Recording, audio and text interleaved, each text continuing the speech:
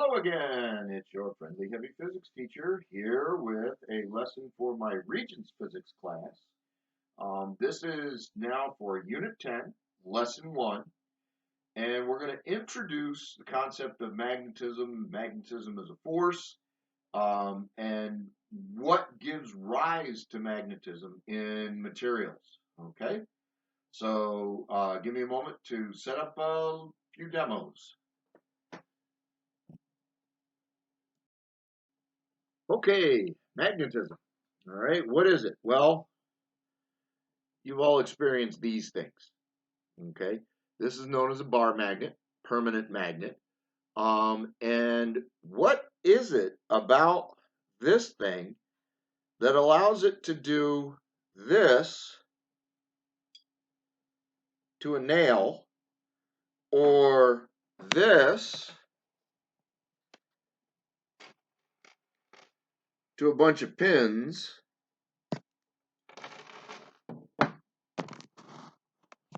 but it can't do the same thing to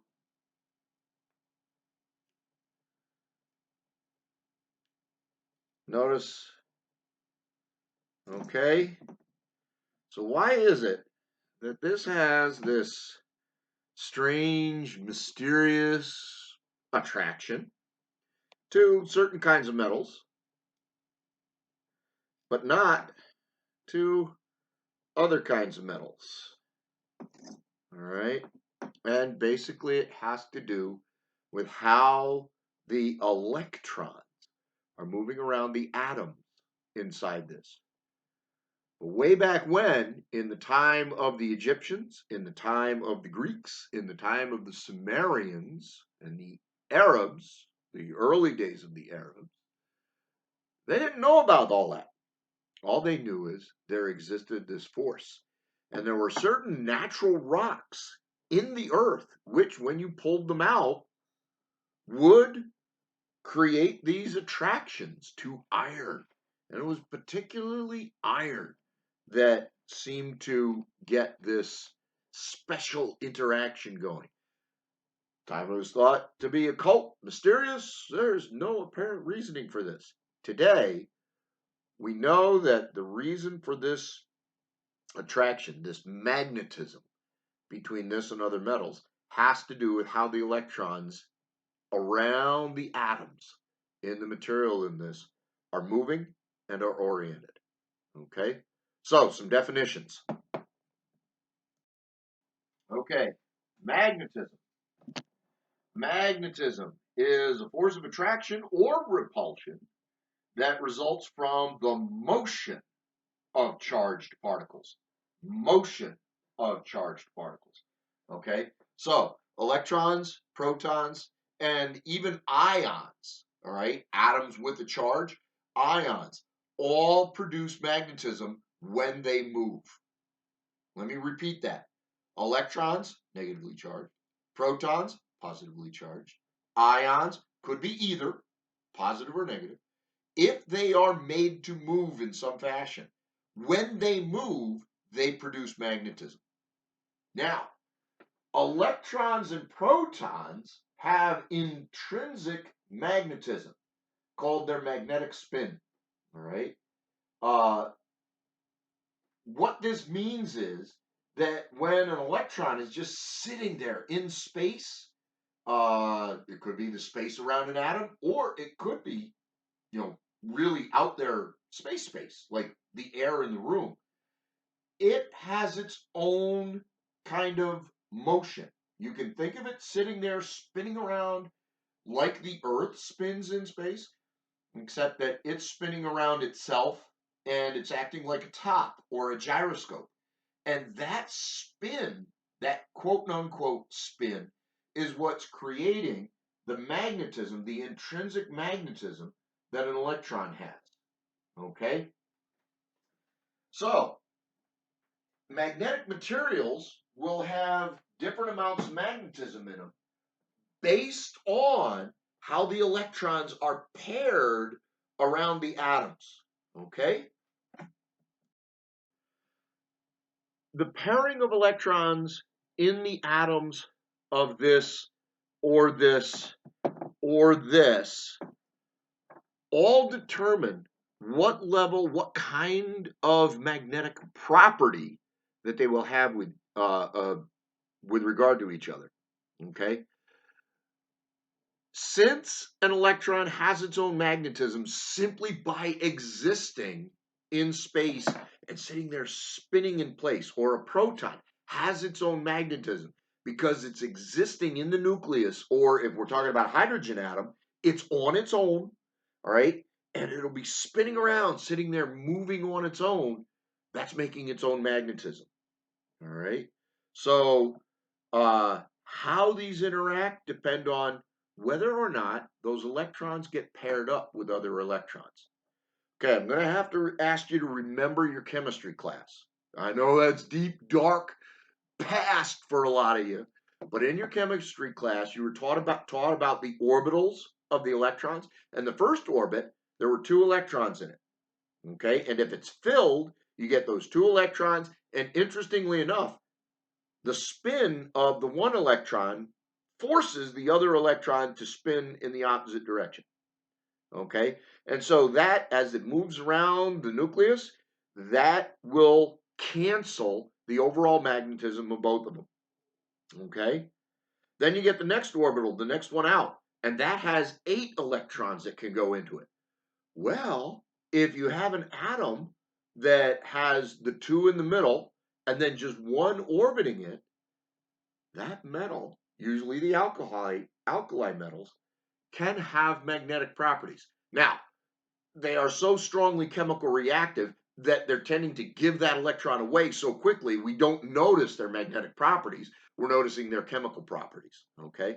But you get to other metals, say like iron, which has potentially 3 electrons that it can easily give up and move around. They're unpaired with each other. All the rest of them around it, all the other orbitals, they're paired up and their magnetisms are canceling.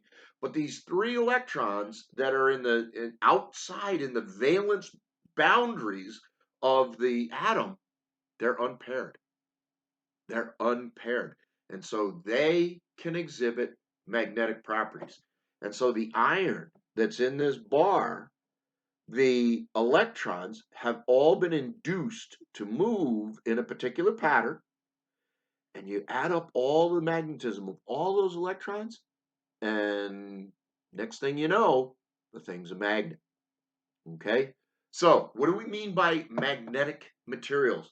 We have 3 different categorizations of magnetic materials. Okay, the categories of magnetic materials. Okay? The first category is known as the ferromagnetic materials. Ferro for iron, all right, because iron is the most strongly magnetic of all the elements on the periodic table, all right.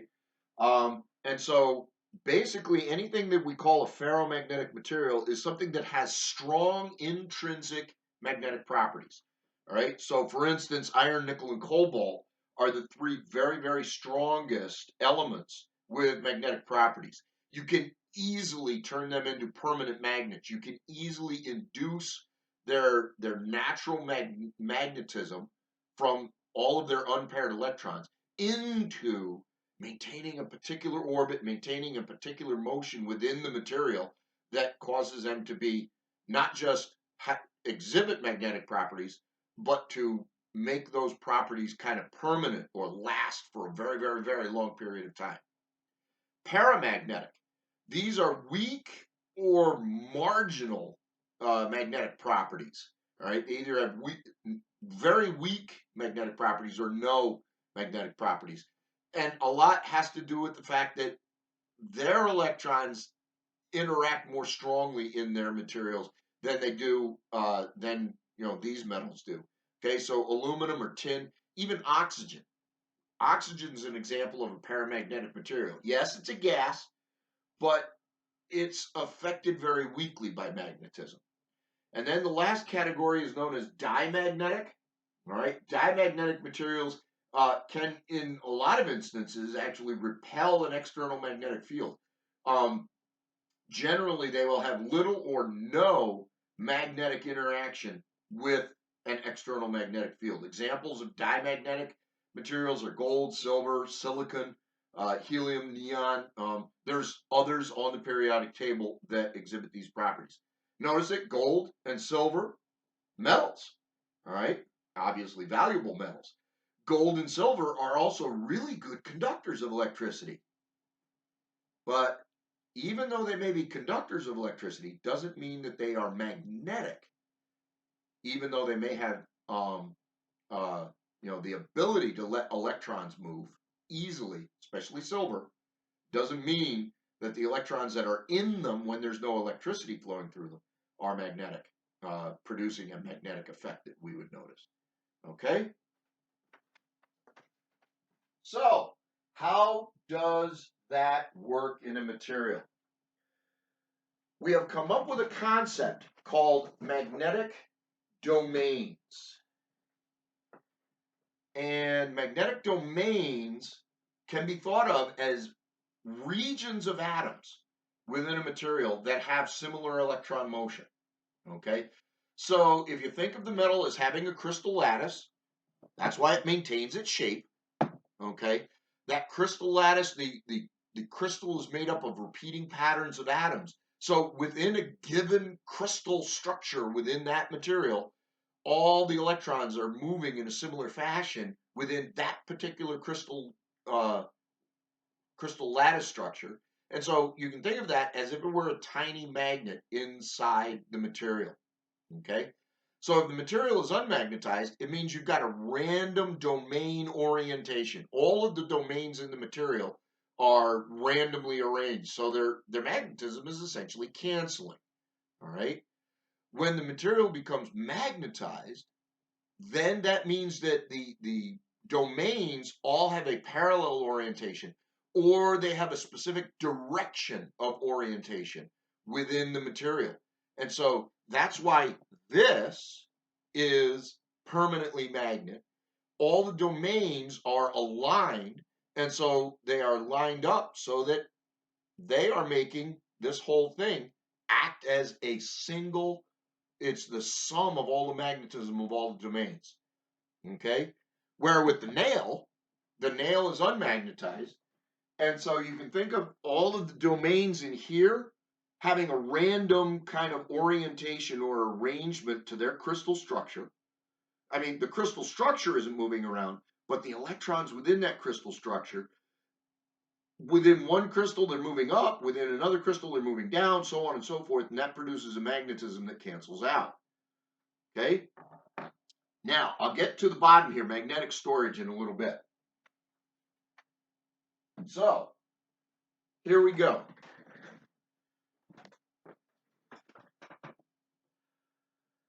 The domains in this magnet are all oriented so that this end is what we call the North Pole, and this end is what we call the South Pole. You can even think of an electron in space spinning around. Maybe it's spinning like this. Well, we would define the top as the North Pole and the bottom as the South Pole. If we were spinning in the opposite direction, we would say the bottom is the North Pole, the top is the South Pole. Take all of those electrons and have them oriented, their motion, in the same direction.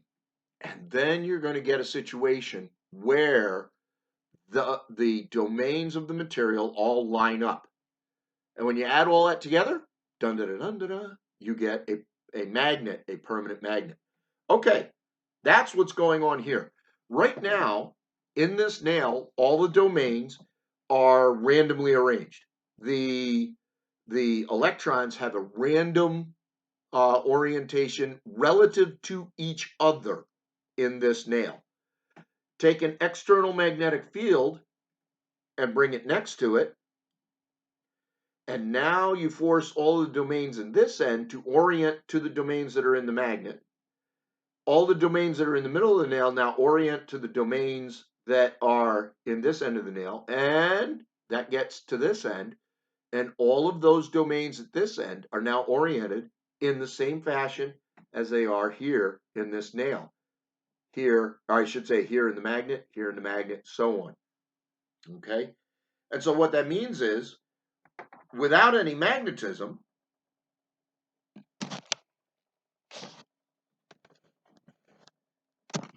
it doesn't do anything to these pins, all right?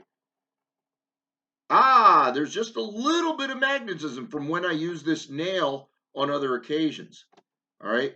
But you see, for the most part, it's not picking them up. Put the magnet on it, though, and now I've created magnetism within the nail.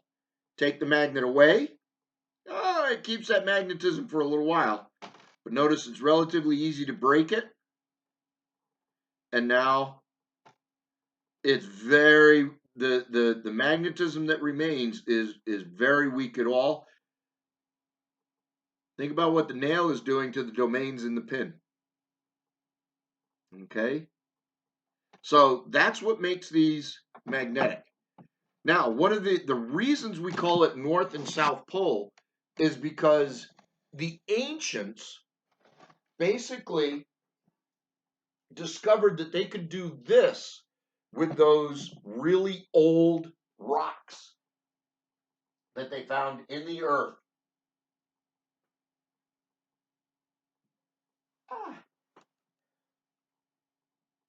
Pause here a minute. Okay, I've suspended a magnet from my lab stand here, and you'll notice that the lab stand's made of aluminum. So I can't hang my my other magnet from it. Okay? So notice I have a north end here and a south end over here. Okay? And I'm going to just let this go.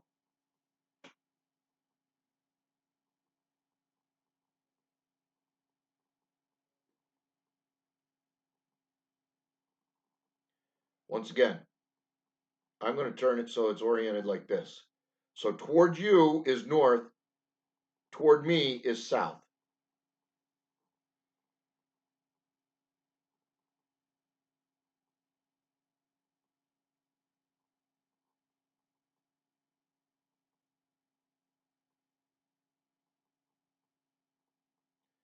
Notice that this end isn't coming around to me. This end is orienting. It's starting to orient that. Notice it's not pointing to the lab stand directly. Okay? And if we let this swing freely enough for long enough, it'll eventually slow down and end up pointing toward magnetic north, which for my home, from this room in my home, is that way. Okay? You'd have to look at a map to see it. All right?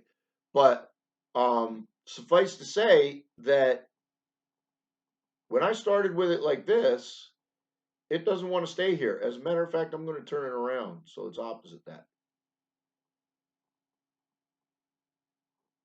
Notice that it swings around.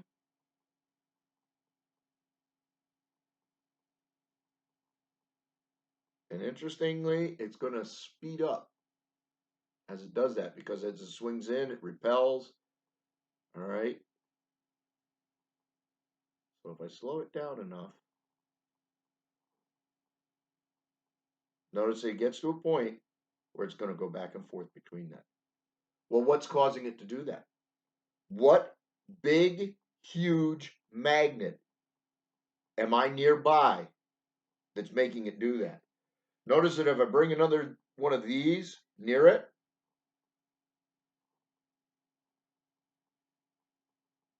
okay, but pull this one far enough away, and this one reorients to which big, huge magnet that everything that we, on this thing that we live on, orients to eventually. Yeah, the Earth is its own magnet.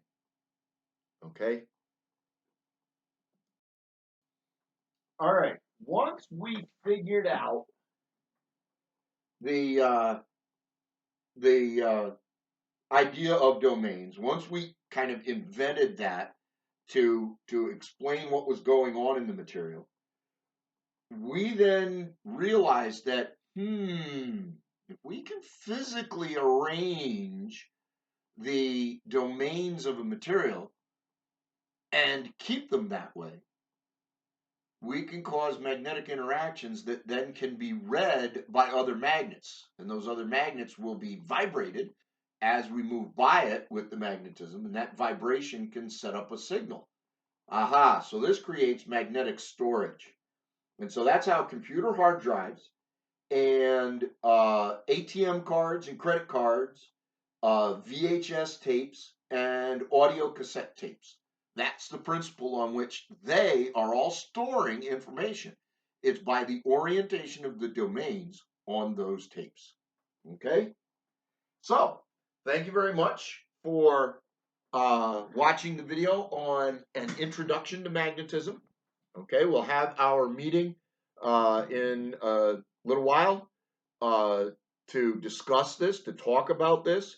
I'm sure you got plenty of questions for dealing with, what are the properties of magnetism? How do we know what this is doing? All right, this is your friendly heavy physics teacher signing off, and hope that I will see you very soon. Okay, bye-bye now.